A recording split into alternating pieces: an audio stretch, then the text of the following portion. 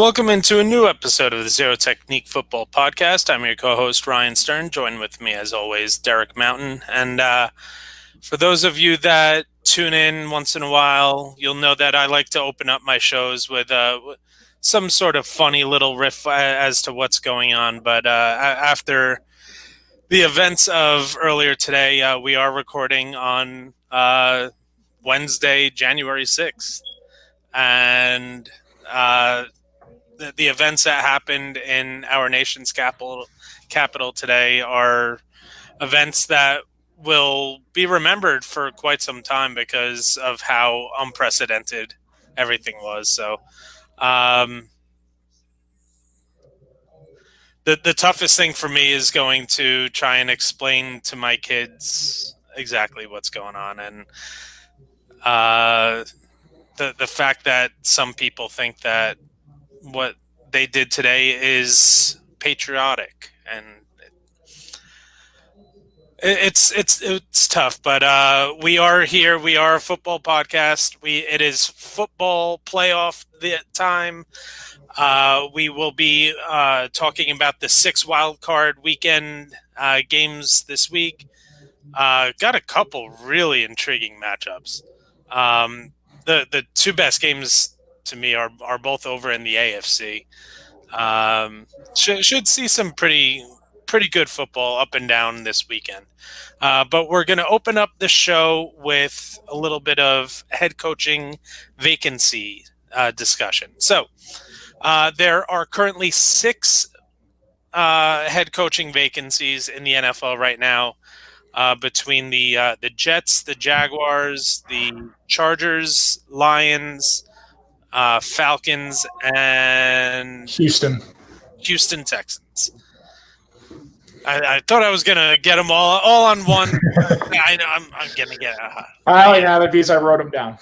Yeah, I have them. I was just on the wrong tab. So, but yeah, I mean, so what I want to do is let's start talking about the vacancies, and just we're also going to rank them in terms of desirability when we're done talking about who we like for each of the jobs. But let's go in order of where these teams are going to be drafting. So we'll start off at number 1 with the Jacksonville Jaguars. And while I think both of us would rather it not be the guy that has been linked to, because I don't understand the fit. But right now, it sounds like Urban Meyer is the name that's out in front there for the Jacksonville job. Yeah, you see the reports that he is going to demand upwards of $12 million to pry him away. He isn't proven in the professional ranks. He's coached exclusively in college. He's an authoritarian figure. He's pretty hard-headed as a guy, which, I mean, it works in college. We've seen it work in the pros, but I think in the modern day, it's tough to kind of coach that style with millennials and guys coming up now. I don't think they're necessarily as blue-collar and as receptive to that style of coaching. And he out-recruits. I mean, let's be honest about how he built Florida and Ohio State. He had blue-chip guys up and down those rosters, 4- and 5-star guys. And it's a testament to him. Even at Utah, he had the number 1 overall pick. Yeah, exactly. You can't do that in the NFL. There's no aspect of recruiting. I mean, free agency, sure, but that's more the GM in the front office. So, and they, between that and Shad Khan, the owner's comments this week that he will still resume total control over the roster for whatever prospective GM comes in there. To me, that went from the most attractive job, the most attractive vacancy, to one of the least attractive overnight, just by those comments and how they've handled the search of Urban Meyer, in my opinion. Yeah. I would rather see a younger guy, and especially if they're going to bring in someone like, if they're going to be drafting Trevor Lawrence. Let's just put that out there. Trevor Lawrence is going to be in Duval County. why not offer, or let's see what you can find out about someone like an Eric Bieniemy. Look at what he was able to do with a young Patrick Mahomes and develop him so quickly. And yeah, Patrick Mahomes has, just arm talent that can be rarely matched. And Trevor Lawrence doesn't have that. But the thing that Trevor Lawrence does have is the football IQ that Patrick Mahomes has. And that is how you work with somebody. When somebody is coachable, and we've seen that with Trevor Lawrence. He's coachable. Dabo Sweeney, and you hear everywhere about how humble this kid is and how willing he is to listen to the coaches. To have someone like an Eric Bieniemy come in, that to me, if I'm Eric Bieniemy, that's the job that I want. I want to go where Trevor Lawrence could be going. And on the topic of Bieniemy, I'm sure you saw the report. He's interviewed with every single team that has a vacancy except for one, who I think would be the best fit for Bieniemy, which is the Houston Texans. They have not sought out an interview for Bieniemy, and they plan not to. They just made the announcement yesterday that they will hire Nick Casario as their GM, coming over from New England, their director of player personnel. He's been in the front office in some capacity since 2001. He's receivers coach for a year, but other than that, he's been pretty much exclusively front office. He's been the right-hand man of Belichick. The Houston Texans, this saga, I've never seen anything like it. The vice president of player personnel, Jack Easterby, who has been there since I think 2017, came over from New England as a team chaplain and a character coach, a development and character coach. They hired. He served as the interim GM this year when they fired Bill O'Brien. They hired the Corn Ferry search firm to help sought after potential GM candidates. They had 5 names. None of them were Nick Casario. It didn't matter. That's the guy they hired. I've never seen anything like that. And it's so off-brand for the Texans to go after someone from New England. We just have yet to see want to be the Patriots so badly. It is unbelievable how much they want to be the Patriots. And it's not the guys you should be seeking. Right. Yeah. Oh my gosh! And there isn't a great track record of former Belichick disciples of having success in the NFL. It's been more misses than hits. Absolutely. The one guy that sticks out is Flores, but then guys say Vrabel. Vrabel was never in the coaching tree of Belichick. He just played for him.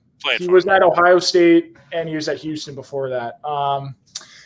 Exactly. There are these guys. Joe Judge, we'll see, but I think he did a great job this year. But yeah, the track record's not great. I think guys that tried to mimic these legendary coaches, they can't do it. That's not the recipe. Joe Judge also has that little thing called Nick Saban on his resume as well. Yeah, exactly. The Houston thing, it's just so strange. Cal McNair, the owner, is just bending the knee to Jack Easterby. It's really strange. And I just feel bad for Deshaun Watson. Oh my God. And it's funny because I was seeing some of these posts with the desirability of each of the jobs. And there were some teams that said, Houston's going to be down the rankings because they don't have a first or second round pick. And again, we'll get into the rankings, but Deshaun Watson makes up a lot for not having a first or second round pick when it comes to the desirability. But all right, moving on to the New York Jets, who will be drafting at number 2. And there's a lot of speculation as to what they are going to be doing. We know that they're going to make a trade. I don't think anyone's expecting them to hold on to Sam Darnold and pick at number 2. There's just too much capital that the Jets can get for trading that pick if they're not going to take a quarterback. So I think it'll either be taking Justin Fields and trading Sam Darnold, or what I think is going to be the how they do is I think they hold on to Sam Darnold for another year and try and build around him, because it's that they haven't put a whole lot of talent around Sam Darnold over the past couple of years. And with the capital that they have this year, and then the additional capital that they can get from trading that number 2 pick, I think what makes most sense for the Jets is holding on to Darnold and seeing what you can, and trying to get a king's ransom for somebody for the number 2. Yeah, that's interesting. I mean, they do have probably more flexibility than any other team going into this offseason. It's going to be really interesting and really fun to watch. And I think Joe Douglas has established himself as a guy who has an eye for talent. Yeah. I mean, we have to give him more than a year, but he's coming from Baltimore and Philly, 2 of the more highly esteemed franchises. He did some good work there. And then this last year, he drafted Mekhi Becton at 11. And he got Denzel Mims in the 2nd round. I mean, he's doing some good things. Personally, I think you trade Darnold. I would trade him. I would too. That would be my decision, especially you're bringing in a new coach. Yeah. I think having the new coach, new quarterback. Exactly. I think exactly. I think it buys you more time. This team, the cornerstone pieces of this team are young. I think you just blow it up. And I think the way Darnold played down the stretch, he has enough film, and he is still only 3 years out of being the 3rd pick. I think you could get a late first for him, or even maybe a late second for him from a really good team that just says, look, this is our guy and we can mold him. Whether that's Pittsburgh, that's Indy, that's New Orleans, one of those teams. Those are the 3 teams that stuck out to me that have. I even think Washington, there's a chance. Washington. You know? So it's funny because I was actually thinking about the Washington quarterback situation earlier today, and I think one of the names that may make the most sense for them, because they would have to give up a lot to get. They're out of the top 4 quarterbacks. Yeah, to get in position to get one of the top 4.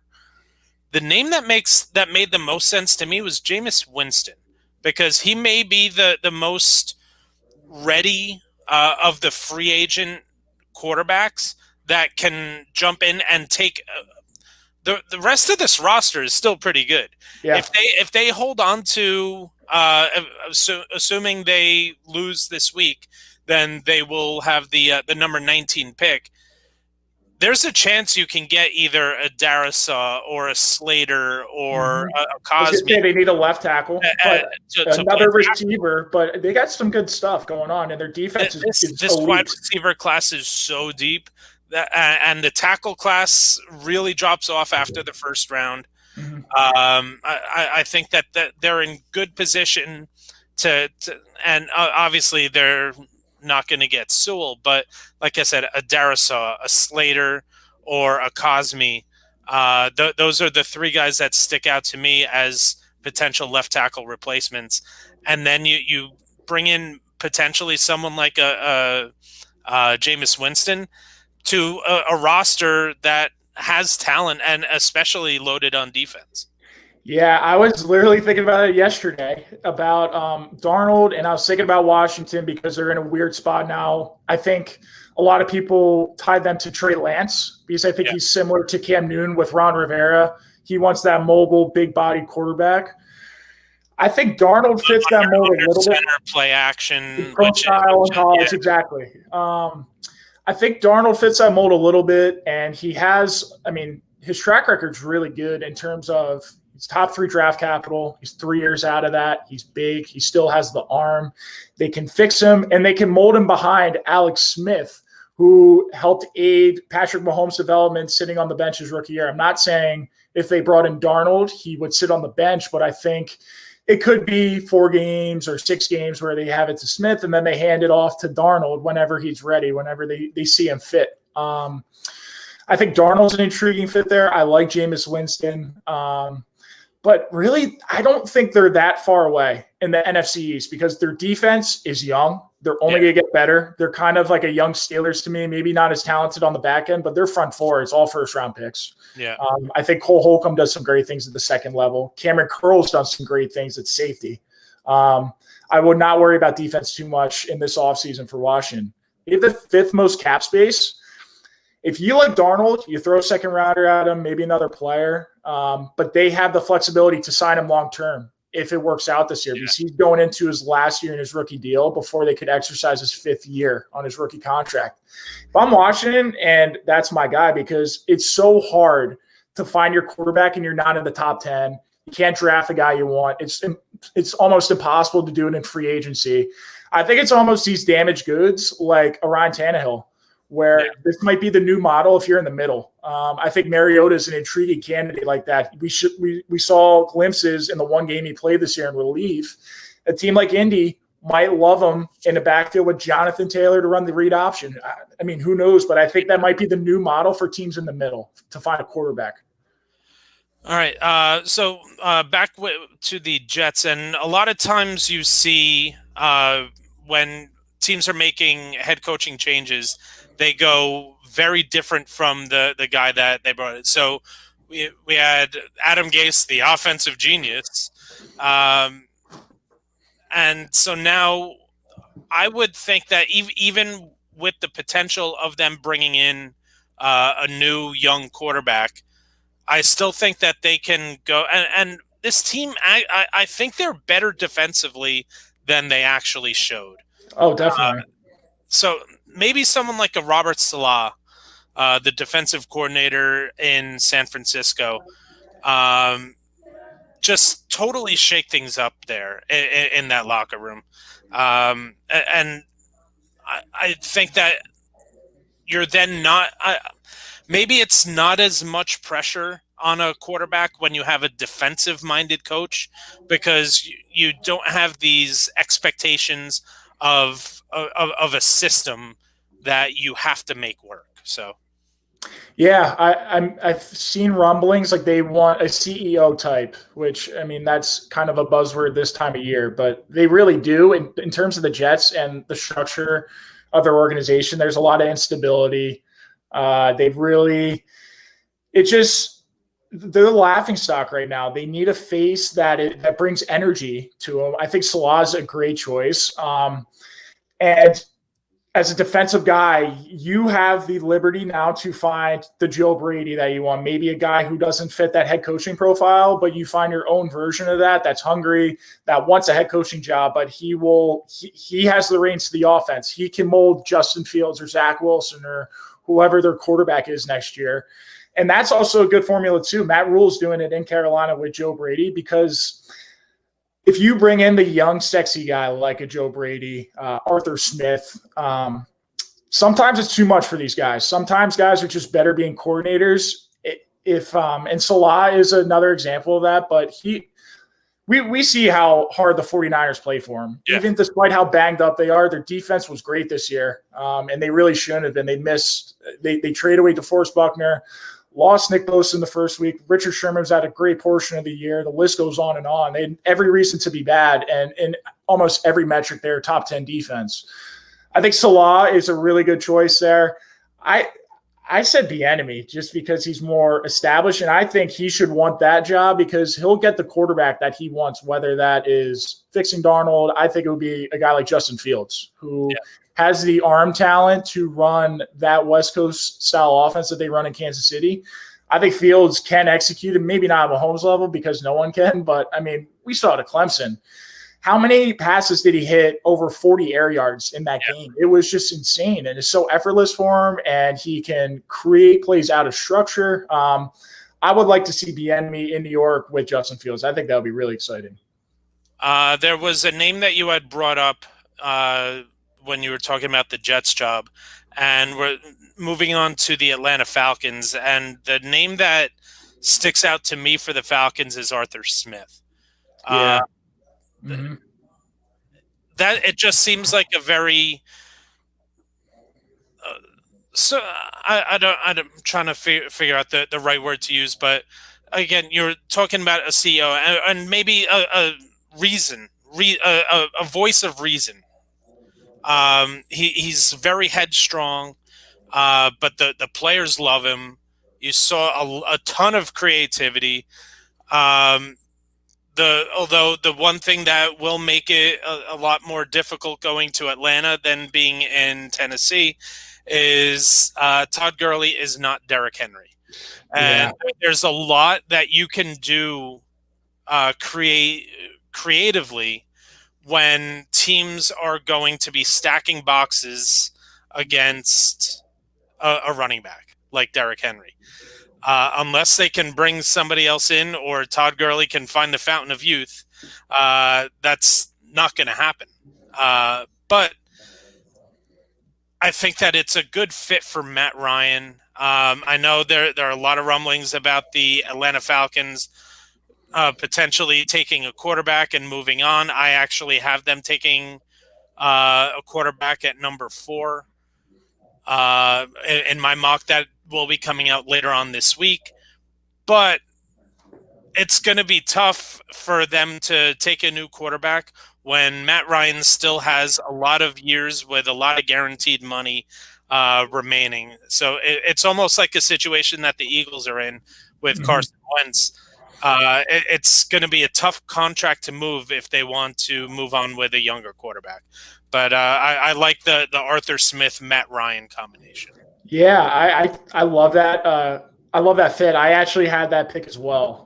I think he's the guy that could squeeze every ounce of good play left in Matt Ryan. We see it with Tannehill. The wide zone scheme is the new thing in the NFL, and for good reason. We see it with McVay and Shanahan. They maximize guys like Jared Goff, Jimmy Garoppolo, guys who aren't the most gifted quarterbacks in terms of arm talent, but it makes the reads a lot easier. It helps out and alleviates a lot of stuff on the offensive line, and it's just the fits that it creates for defenses. It's really tough to defend.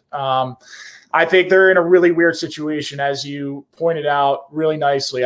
You have to play Matt Ryan next year. He has to be on the team. You can't move that contract. It's impossible. But when are they going to be at pick number 4 again? Arthur Blank, the owner, had a really good quote this week, and I think he was spot on. And it was, we're not a 4-12 team, but we're probably not better than 7 or 8 wins. We were in a lot of games, but they were 7-9 the 2 years before that. So it was an on-brand year for the Falcons. You are what you are. They're a little better than the record says, and they probably shouldn't be at number 4, but they're not a good team right now.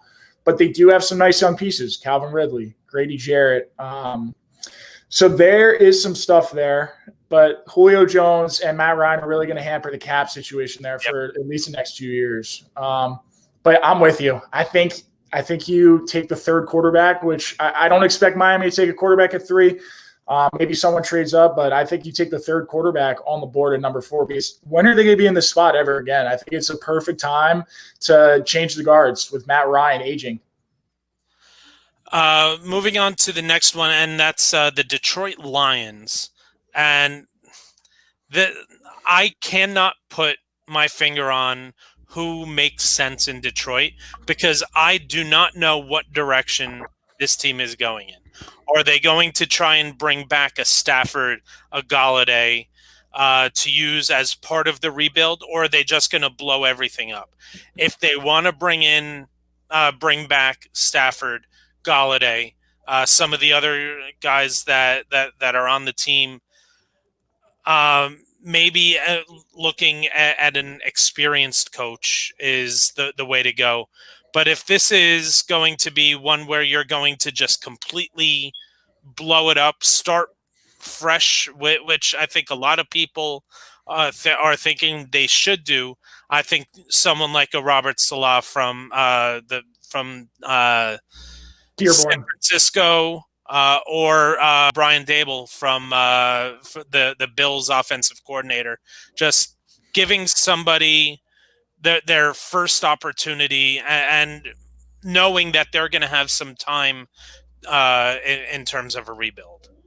Yeah, I slated Salah as my guy for Detroit just because he's Dearborn, Michigan. I think it's almost the fairy tale ending, the dream job for him, and he could be the guy to turn them around, and for all the reasons that we had spoken earlier. They are in a weird spot. Do you get the established coach? I mean, they've just been such a mess organizationally, and the failures of Robert Quinn and Matt Patricia were just, I mean, they set their franchise back 2-3 years when Jim Caldwell had them at a decent spot, better than they had ever been in my lifetime. So I like the slot fit. I also like Arthur Smith just in terms of Matthew Stafford's 32 next year, and they are in a similar spot to the Falcons. They're at pick 7. It's very possible that a guy like Trey Lance or Zach Wilson falls to them. Do they trade Stafford and start there? Do they build around Stafford? Because 32 really isn't that old anymore for a quarterback, and he still looks he's still a really good quarterback, but I mean, they're getting him killed. So do they build around him on the offensive line? Whatever, but giving him more weapons because Galladay and Marvin Jones are free agents. So we'll see. I mean, I think in terms of likability for attractiveness, I have them at 5th out of the 6 jobs. I mean, I just think it's a mess there. Whatever coach goes there needs at least 3 or 4 years. But they also are impatient. So you have it 6, yeah. I mean, yeah, can't fault that. Yeah, and I've even seen some rumors about Marvin Lewis. And I mean, he would bring them to respectability. That's what he did at Cincinnati. And I think it's worse. I mean, we've seen it, how tough it is to even get to the playoffs in Cincinnati, but he's also a poster boy for average. And we know what Marvin Lewis is. I think him and Jeff Fisher, Mr. 8-8. Exactly. It's a risk-averse league in football. Guys are stuck in their ways. They're conservative. They know what Marvin Lewis is, and that's what they want to do. That's what they want to do. But if you're Detroit and you're the doormat of the league, I mean, you take your guy. In my opinion, you shoot your shot, and maybe you get McVay, maybe you get whoever, the next young big superstar. All right. Next up is the Los Angeles Chargers and Eric Bieniemy. Okay. Next up is Brian Daboll. Come on. I like Daboll there. I mean, just what he did with Josh Allen. Yeah. I think it's a very similar situation with Herbert. I think everything has to be about Justin Herbert when you make this hire. Yeah. What we saw Daboll do with Buffalo and Josh Allen, I mean, it's one of the better coordinating jobs I've seen in recent memory. And I think their offenses are very similar. They both have a lot of talent on the outside of receiver. They have an ability to run the football, so they can be multiple, but they have the superstar quarterback that can do everything. They can adapt to any situation, whichever way the game is going. Young quarterbacks with cannon arms and a number 1 receiver. Yeah, exactly. And I think Brian Daboll's ability to adapt is just, I mean, it's awesome. His diversity of play calling is just really fun to watch. I would love to see him in Los Angeles personally. It is a great fit. I hear too many times about Bieniemy being linked to the Chargers. And I mean, that makes sense. But is he going to leave an AFC West team to go to another AFC West team to go play Patrick Mahomes twice a year? That would be a fun situation to go over. If they pick the right coach, they can win 11 games next year. This roster is ready to win right now. They've had a lot of bad luck in terms of injuries, and Anthony Lynn was just really bad in one-possession games the past 2 years, but they're right there. All right, and I think we talked enough about the Texans. All right, so let's rank in terms of desirability. How much where a coach would say, all right, if I had my choice, I would go here, here, here, here, here. So who's number 1 on your list? I went with the Jets, and I know no one's going to agree with me there, and that's fine. That's fine. I think they missed out on Trevor Lawrence. Fine. They still get the best consolation prize in the last 10 years in Justin Fields. I think he's the first overall pick in 90% of drafts. You get another first-round pick with Seattle. You might get another first or second trading Sam Darnold. You have the second most cap space going into the offseason. They have over $70 million in cap. They They have a young and up-and-coming GM that has a lot of promise and is well thought out in the league, and they Mekhi Becton. I think they have a staple left tackle who very well could be the best left tackle in football in the next year or two. They have some young pieces that they can build around. Quinnen Williams on their interior D-line is another young star in the making. They get C.J. Mosley back next year. I think if they bring in the right guy, they very well could win 6 or 7 games next year, and we could see a Browns turn around that fast. I think Adam Gase was that bad, and I don't think this roster is nearly as bad as they played. I think – and – another reason I like this job, if I'm a head coach, they're going to get 3 or 4 years minimum. You need patience for this job. I think the Jets is the most desirable spot. Number 1 for me is the Los Angeles Chargers, and it's because of Justin Herbert. Also, I think they're the only team on this list that has 4 elite players. And I know, Derwin James has had a ton on the field, but when he's on the field, he is an elite player in the NFL. They have Joey Bosa and they have Keenan Allen. And some people would even throw Austin Eckler into that discussion as well. You have Melvin Ingram, another pass rusher. But this is 7-9. So of all the teams, they have the best record of any team, and they're coming off a 4-game winning streak to end the season. But it's Justin Herbert.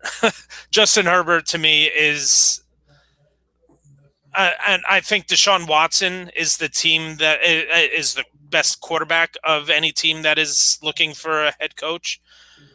But I just don't see enough talent around Deshaun Watson for me to put him up that far. So I do have the Chargers at number 1. Who do you have at number 2? Chargers. I have them as a close second. They're definitely the most talented win now team. My only concern with that job is I think you have to yield results right away. I think if you don't yield results within the first 2 years, you're gone, because you can't waste these rookie years with Justin Herbert. My number 2 team is the Jacksonville Jaguars. And again, it's Trevor Lawrence.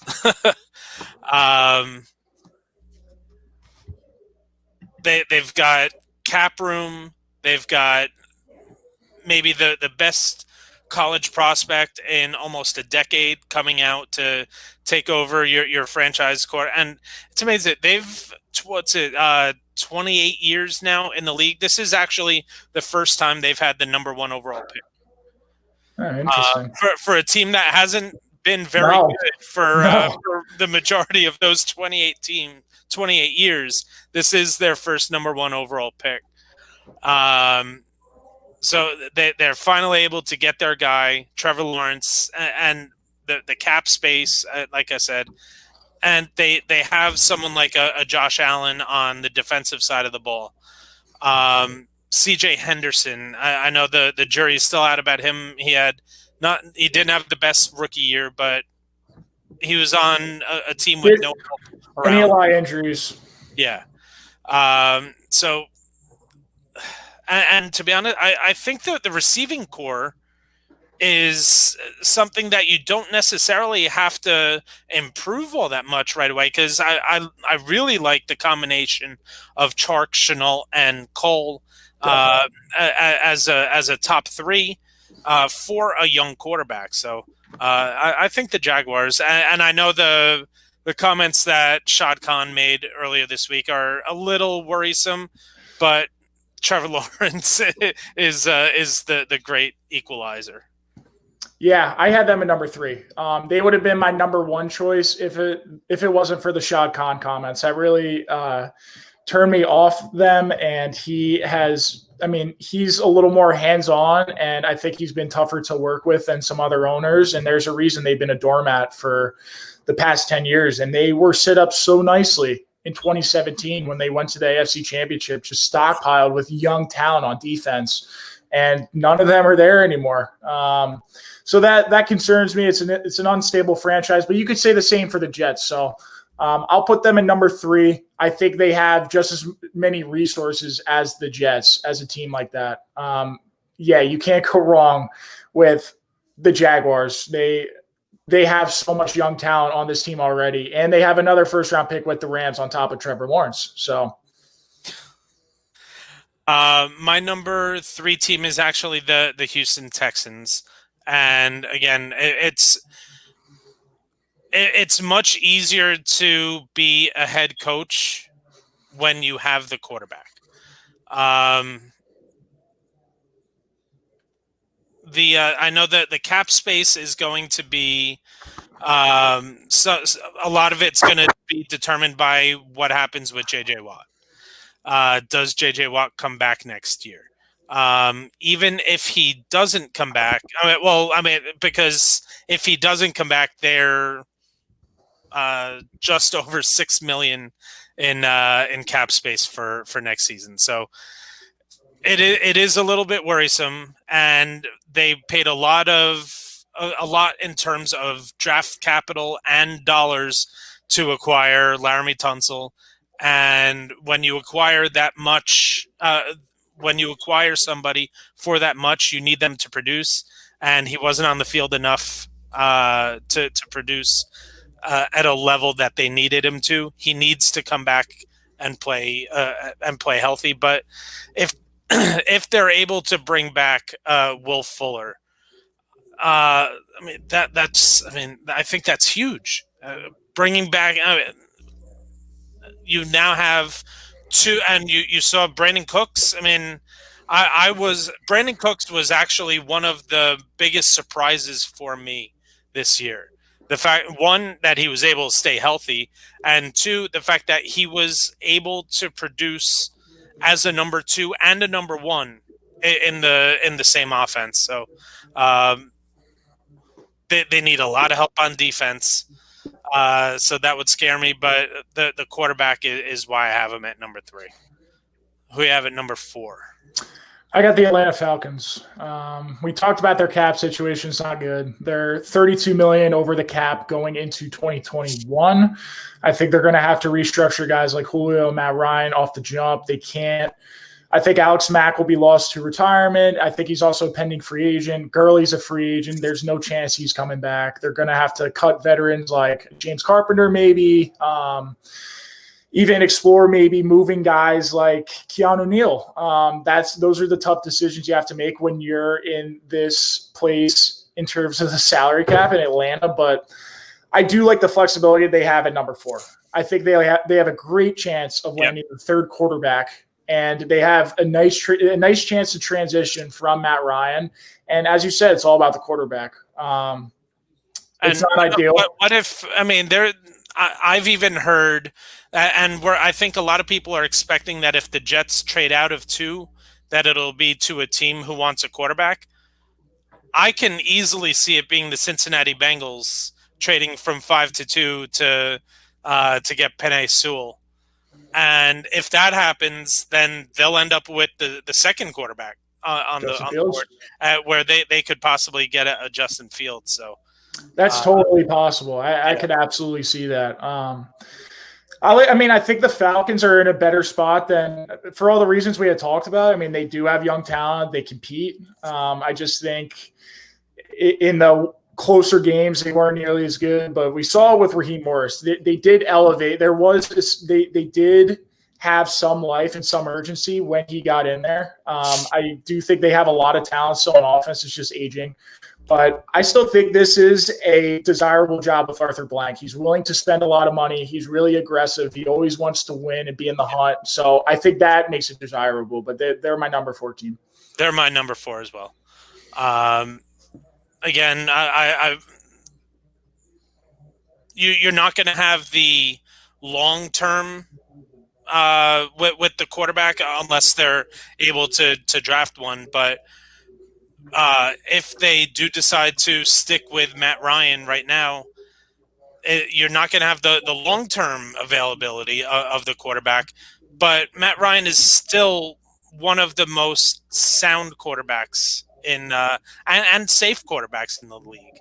So you could do a lot worse than having Matt Ryan for the next 2-3 years at the helm. So and Calvin Ridley is an emerging superstar in the league. So Yes, he is. all right, number 5. I go to the Lions. The last two teams I think are stuck in purgatory, and they are in weird spots in terms of their rebuild or reload kind of sense of where their franchise is with the Lions. Do you retool around Matt Stafford? Or do you try to get a king's ransom for him? He's 32 now, so that window might have passed, but I think there are a lot of teams on the cusp of contending or that are contending that might want to upgrade a quarterback. Or do you try to build around your franchise guy? I don't know. I think that could be a good thing or it could be a bad thing for him, but they don't have much cap flexibility. They are $6 million under the cap. Kenny Galladay's hitting free agency. Marvin Jones isn't going to be there. There's just nothing on defense there. I think the Lions are pretty far away from contending, and in their division, it's not going to be very easy. It's not the greatest ownership in the world that we have seen. Sheila Ford Hamp is going to be – she is the sole owner, I believe, or the for the Ford family that has owned the Detroit Lions for all my life and since I think the 60s. So it's a change of the guard there. We'll see if it changes with her in charge. But this is a franchise that has just been a magnet for losing. And I think they need a holistic, big picture outlook, and it has to be really patient because they don't have cap that flexibility. When you look at a team like the Dolphins or the Browns who did turn it around, I think that has to be the model besides acquiring a bunch of picks. I think the next best way to turn your team around is to have a ton of cap room and sign the guys that you want and just be flexible in the offseason with what you want to do. And the Lions don't have that. My number 5 is the Jets. And I think if I had actually looked at what the Texans outlook was for for 2021, because what I had been looking at was the 2020. They are currently $20 million over the cap for next year. I can't imagine JJ Watt being on this team next year. He's making $17.5 million, and they can cut him without taking on any dead cap space. I mean, it's if I had looked at that, they would have been much further down. Yeah, 20 million over the cap right now. Yeah. That's all right. So the Jets I had at number 5 because the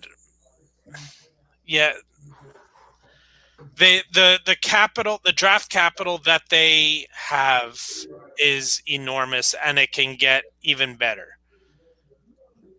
There just isn't enough talent on this roster right now that makes me, and especially if I'm a coach, the first thing that I'm going to ask the owner is what, or the GM, what are the plans with the quarterback? Are we moving forward with a Sam Darnold, or are we going to look to trade him and draft the quarterback at number 2? Because that's a decision that they can make now. They don't have to necessarily decide which quarterback they want, but if they're deciding that we're moving forward without Sam, then that I think it actually becomes a little bit more. So I can easily see myself rearranging where the Falcons move up a spot, the Jets move up a spot, and the Texans move down a couple spots. But this is a team that has a lot of holes to fill, and I mean they do have a lot of cap space, but it's not necessarily a situation that a lot of free agents have said, oh, you know what, the Jets are a sound organization that I think are going to take care of me, and we're going to have success moving forward. We haven't seen that. The desirability for the the Jets to a free agent. Look at all the cap space they had last year, and there were a lot of teams that were able to sign really good players. None of them came to the Jets.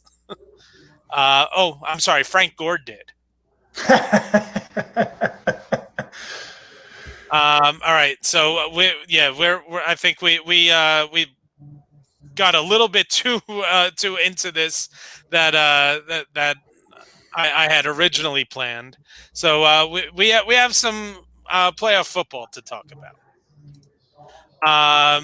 The schedule for I think the first game is going to be my favorite game of the entire weekend, and that's the Buffalo Bills hosting the Indianapolis Colts. Right now, the Bills are 6.5-point favorites. The line is set at 51, and the reason why this is my favorite game of the week is the Colts were my preseason pick to come out of the AFC, and the Buffalo Bills are the best team in football right now. Yeah, I don't disagree with you there at all. And the Colts have played really well down the stretch. They found an identity with Jonathan Taylor becoming the bell cow running back. The 51 does not seem like it's going to be enough. We saw last week. We said we don't know how long Josh Allen is going to play, and he played like a little over a half. And it didn't matter. And even the backups, they put up 56 points against the Miami defense, who needed a win to get into the playoffs. This team is just hitting on all cylinders. I'm taking the Bills, and I'm even going to take them to cover the 6.5, and I'm going to take the over. Yeah, I'm with you on all your picks. I think if it was 7.5, I would take the Colts to cover with a touchdown. But 6.5, it just makes me think the Bills are I like a 7 to 10 point win with them. Yeah. Man, they remind me of the Chiefs from last year. The way they're built on offense and defense. I mean, Josh Allen can do it all. They have an ability to run the football when they want to. They're not elite at it, but that's fine. They have an ability to go to it if they need to. Well, I think that when you look at the elite status, it's because they don't have one guy who puts up a ton of yards. They have the two running backs who put up okay yards in Singletary and Moss, and then they also have Allen who chips in the rushing game as well. So they're still a pretty good rushing team. Oh, yeah. It's just not focused on one guy. Well, I think of the Steelers game on that Sunday night a month ago, 5 weeks ago. They were up by, I think, 10 or 11, and they ran the ball on the last drive and just held the ball for 7 minutes. And that's what you got to do in the playoffs. 11 plays were runs or something like that. Exactly. That's the drive I'm talking about. It's just you don't need to be like the Titans and come out and run for 200, 300 yards. But at the end of the game, when the other team is tired and they know you're going to run the ball, you still have to get 4 or 5 yards of carry, keep your offense on the field, and close out a game. And they've shown they can do that. In the last 3 weeks, their point differential is plus 88. They're just steamrolling teams, and their defense, which had a lot of question marks the first half, they're starting to generate turnovers now. They're getting a lot of sacks. Sean McDermott's going to coach up that unit really well. That's never been an issue. So I like the Bills to cover, and I like the over as well.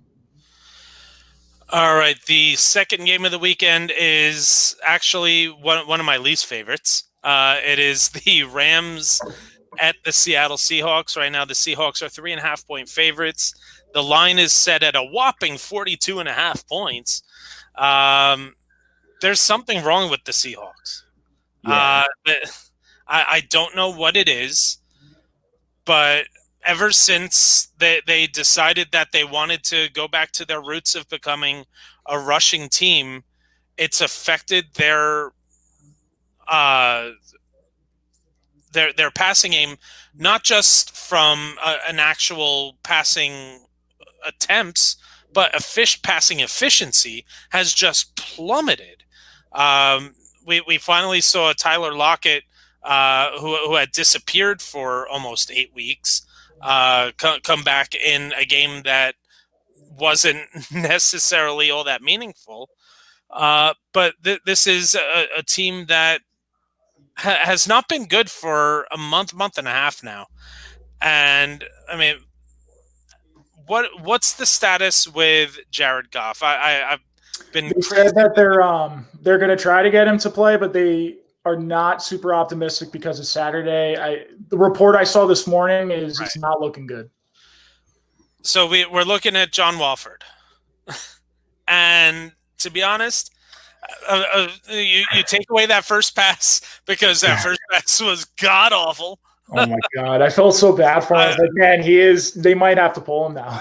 He's walking off the field, and if there was a visual definition for deer in headlights, that's what John Walford looked like coming off the field. It was my goodness, but he was able to regain his composure, was able to spread the ball around, and was able to move the ball himself on the ground, which is something that on the fantasy show that we said that we were looking at. I think there could be worse situations for him to be going against the Seattle defense. Yeah, definitely. In a really weird way, I think Walford kind of gives them a better chance to win on a short week and in the playoffs because they have one game of tape on them, the Seahawks, but it's not like they know that much about John Walford. I think that running aspect helps their offense and opens it up a little bit for them and gets them those first downs on third down when they're in man coverage and he can beat a guy and run for a first. He ran for 3 first downs in the first quarter. Jared Goff ran for 5 all of last year. This is just an aspect of that offense that they don't have. They don't have that dimension with Goff.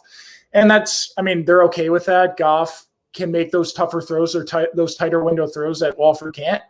But for a backup, he made some throws that it was the corner to Higbee, I think, in the first half over Peterson. He was squatting in the flat.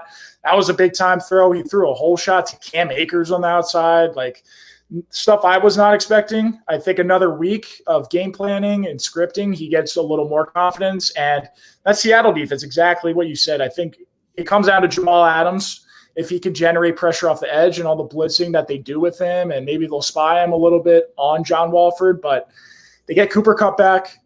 Yep. They get Cam Akers a little bit healthier. I actually like the Rams to win. I think they're 4.5-point dogs. I like them to win outright with that defense. That defense is really good. The line I'm seeing right now is 3.5. Okay. Again, that could just be. I'm looking at William Hill, so it could be different on another book. But to me, the biggest the biggest key in this game is Jalen Ramsey.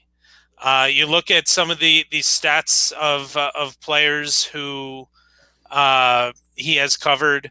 Stephon Diggs had 1 catch for 6 yards. Terry McLaurin, 0 catches for 0 yards. Allen Robinson had 2 catches. It was 44 yards, but I think one of them was like a 30-some-odd yard. DK Metcalf, 0 receptions on 0 yards. Mike Evans, 3 for 37. Hopkins, 2 for 16. Metcalf, 1 for 11. Hopkins, 0 for 0. Jalen Ramsey is playing at an elite level right now. And we've seen DK Metcalf in 2 games not be able to solve Jalen Ramsey. And I think there are times where Tyler Lockett is looked upon to be the savior. And twice this year, he was said, all right, climb on my back. He's got to do it this week. This week has to be a Tyler Lockett week, and I'm not sure it is. So, yeah, I like the Rams to win, obviously to cover. 42.5. What? Under. I like under. It's a really low number, but Brandon Staley, I think, has been the best defensive coordinator in football this year. His too high split safety look has just been giving guys so many fits. It's so hard to pass out of it. There are no explosive plays out of his defensive front. And Aaron Donald, I mean, when you go into light boxes, which they have a lot, it's a lot of 5 and 6 man boxes. With Aaron Donald, it doesn't matter. He's not going to two gap. He will literally be in the A gap and the backside A gap. He is that good. He's that disruptive. There's just no way to account for him. And guys like Michael Brocker's having a nice year. Leonard Floyd's having a nice year because they're beneficiaries of Aaron Donald. And they have another superstar. Oh, yeah, Jalen Ramsey, as you mentioned. Russell Wilson, he's not – I don't expect him to get it right against this Rams defense. I just think it's too tall a task. I really like the Rams here. A good pass rush really gets Russell Wilson off his game. It hasn't just been this year. It hasn't just been this year. It's been the majority of his career. For someone as good as Russell Wilson has been, for him to, and someone who's as athletic as he is, for him to not be able to have solved the pass rush, or at least solved it better than what he has, is really puzzling. But if I knew the Rams were going to score 25 a game, I think they would be my favorite out of the NFC. That's how much I like their defense. But their offense is just gonna hurt them at some point, and it might be this game, but it's just not up to snuff.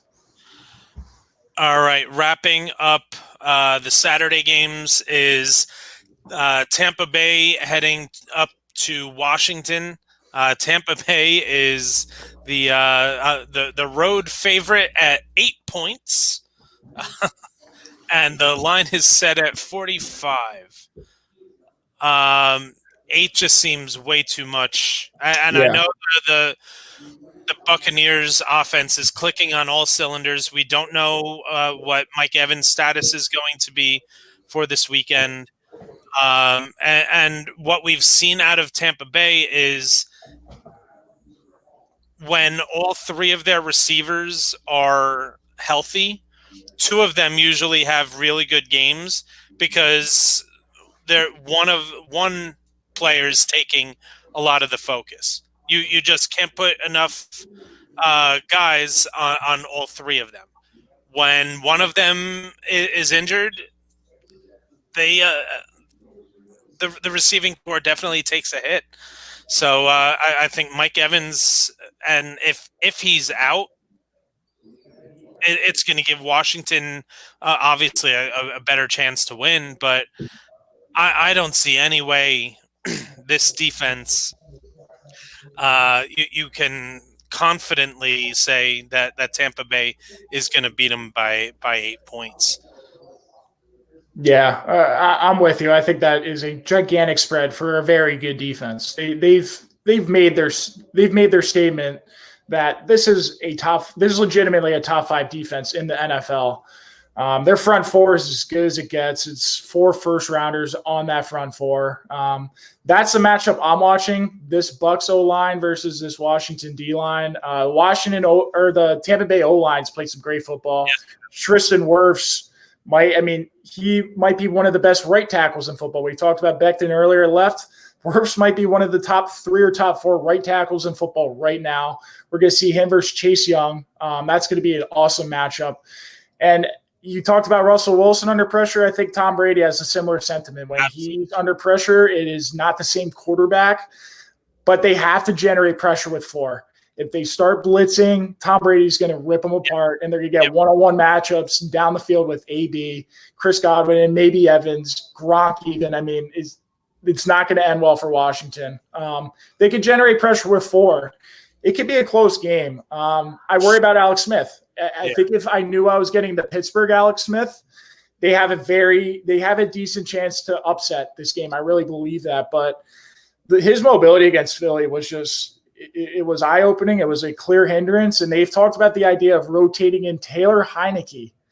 And he had a little spark in that Carolina game. I don't know maybe that's the answer. Platooning quarterbacks, I've never seen it work. If you have 2 quarterbacks rotating, you don't have any quarterbacks, as they say. So I think Alex Smith will hold them back, and they can't win. But I love them for the cover. I think that's a pretty outrageous line. Yeah, I would take the Bucs to win, Washington to cover, and I love the under in this game. Me too. All right, Sunday we've got the 1 o'clock game is this will be my second favorite game of the weekend. Mm-hmm. Baltimore, Tennessee. You got two teams that are clicking on all cylinders offensively coming into this game.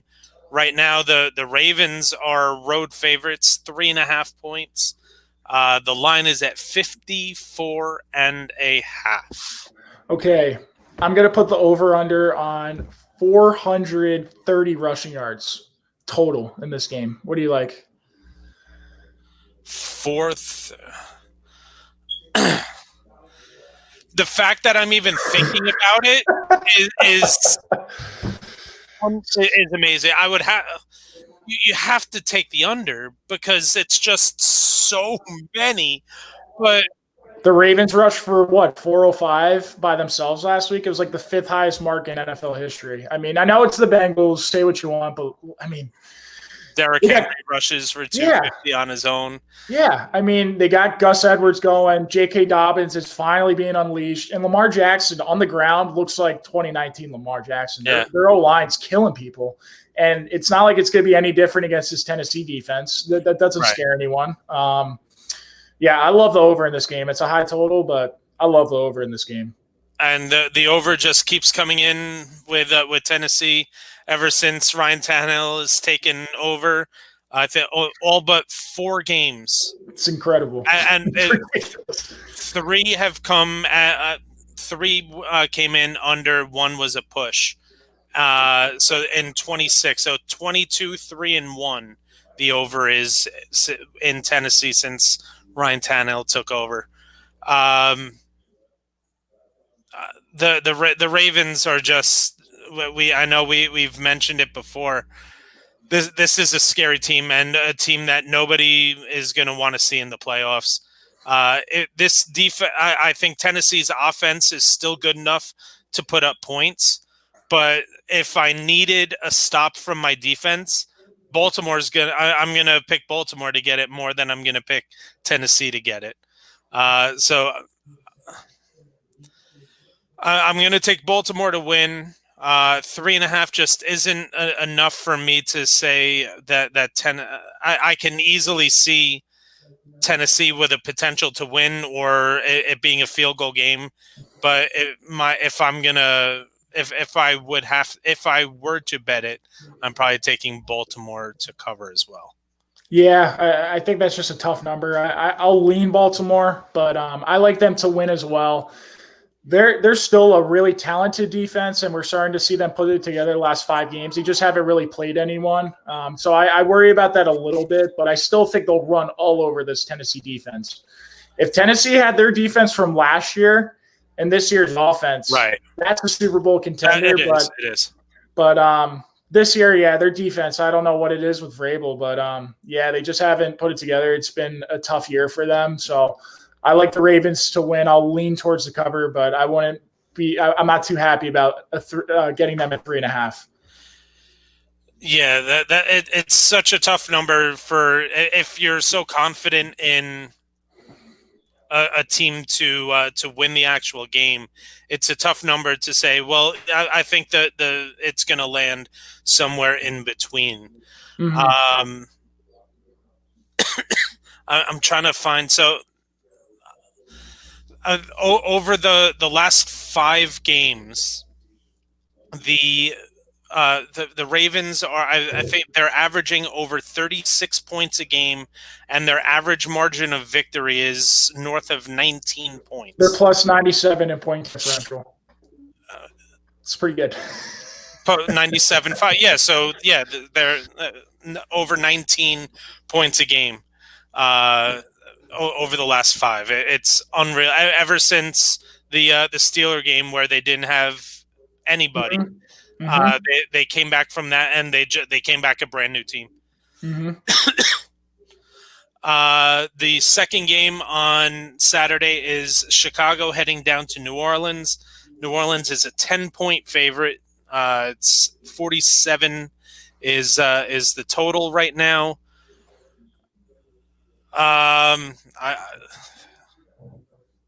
You start off with this one. It started at 7.5. It's climbed all the way up to 10. It's a little strange. I think we're still waiting on if Kamara will play. He has not been activated off the COVID list, so it's not a guarantee that he's playing on Sunday. That's something to watch. It's not a guarantee, but they were saying that the timeline, if they played Saturday, he wouldn't have had enough days in between. But since they're playing Sunday, that Sunday is literally the first day he would be eligible to come off the COVID list. Okay. So as long as he remains symptom free and continues to and is able to test negatively, then he will be able to play on Sunday. And they get Michael Thomas back off the IR, so that's obviously going to help him. The first game went to overtime, and that was with Drew Brees.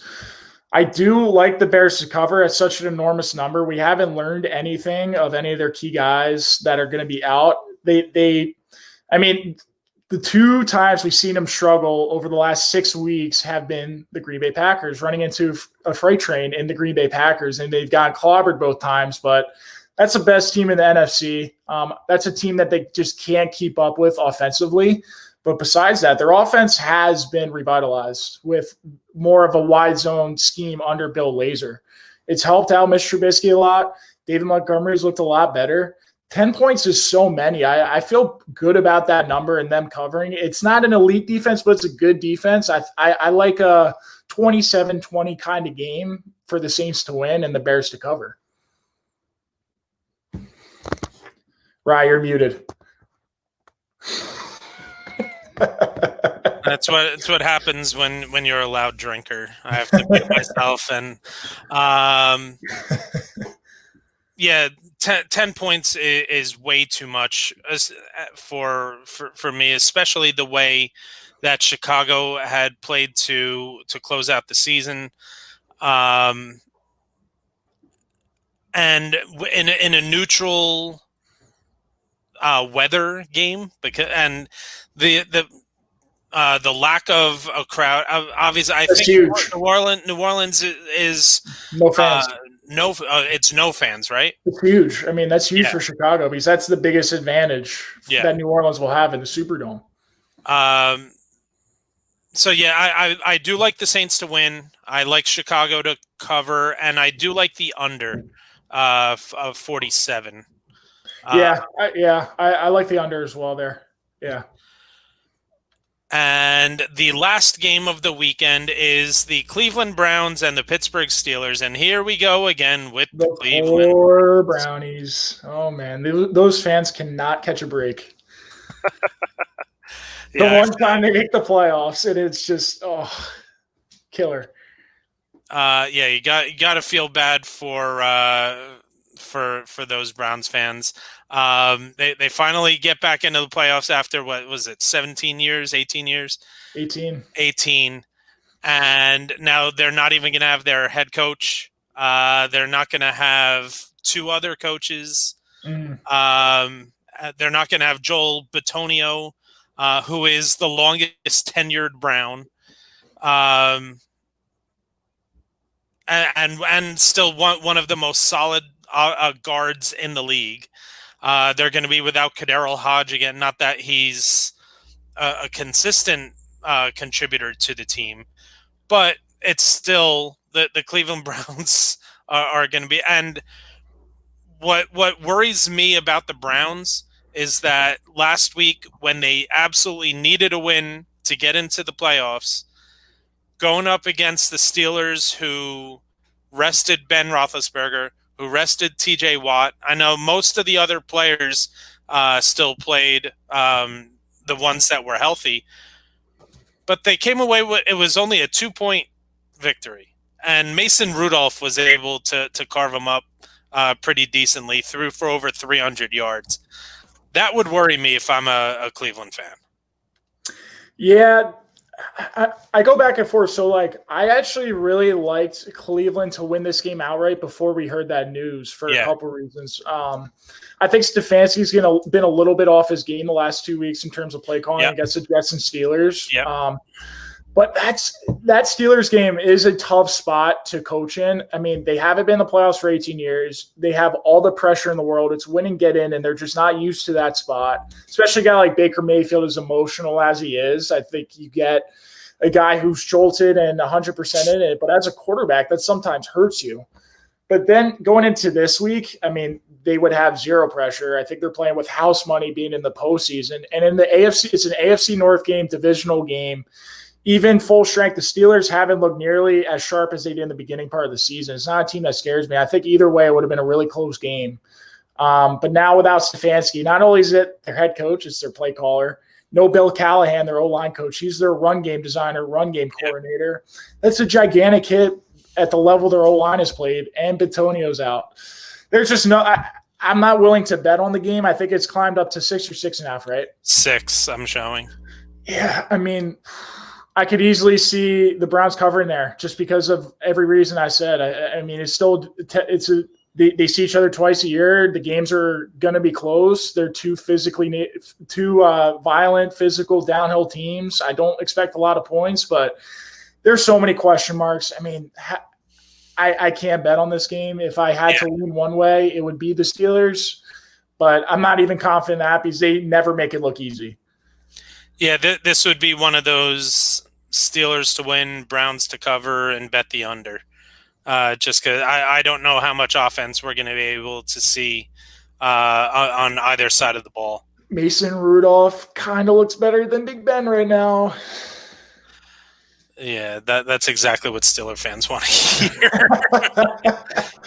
But yeah, Rudolph versus Garrett. And Josh Dobbs provided some little spark with the read option when they put him in the game. I mean, obviously that's not going to happen, but Ben Roethlisberger, he had a quote today where he said, "Yeah, we feel comfortable. We might throw out all 3 quarterbacks this week." And apparently, in a serious quote, obviously that's not going to happen. I'm going to bet my money that Big Ben plays every play, but I mean.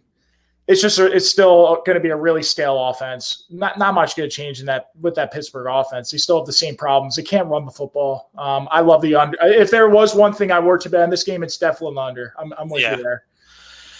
All right, so that's going to wrap it up.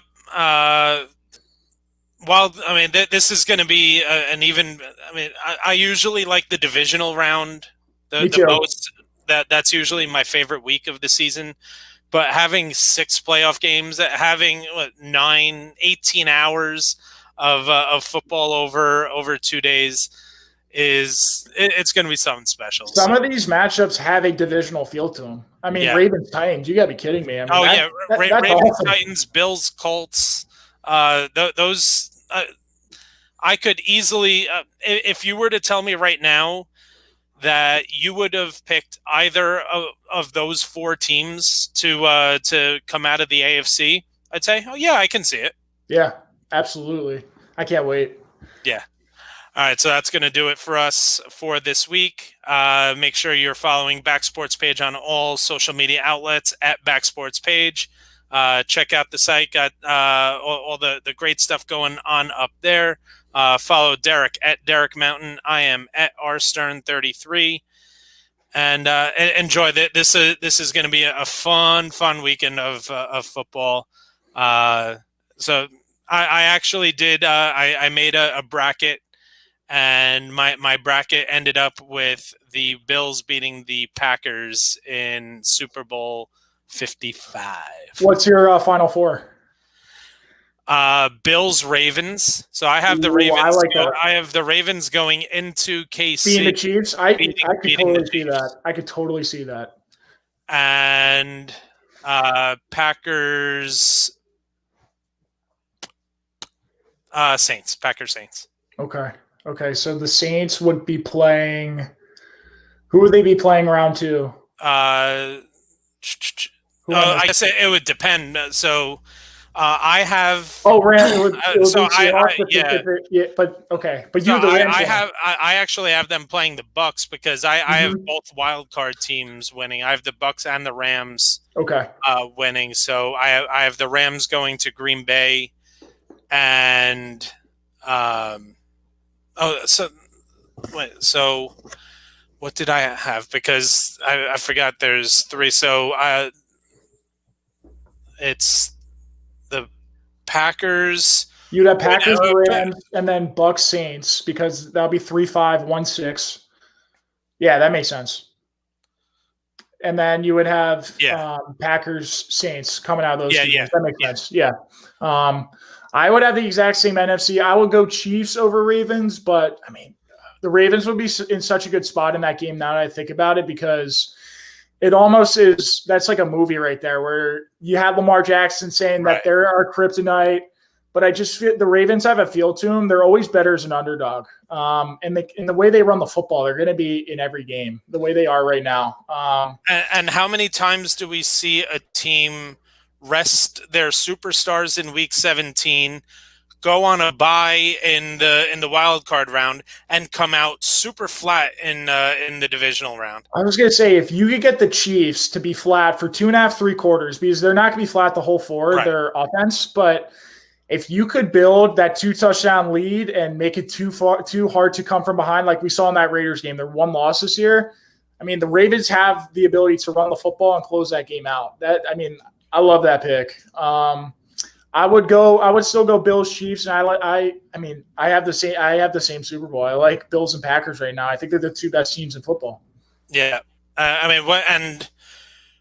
What surprised me was, because I knew that the Packers were a better team than the Bears, but they handled them really. And Valdez-Scantling dropped another touchdown. Yeah. They could have 42 points easily. I mean, they're so good. Aaron Rodgers is on another planet right now. Was it 48-5? It's not bad. 48 touchdowns, 5 interceptions. Not too bad. Yeah. Just give him the MVP. Yeah. Just give it to him. All right, so that's going to wrap it up. Enjoy your weekend of football, Derek. We will talk soon. Yes, we will.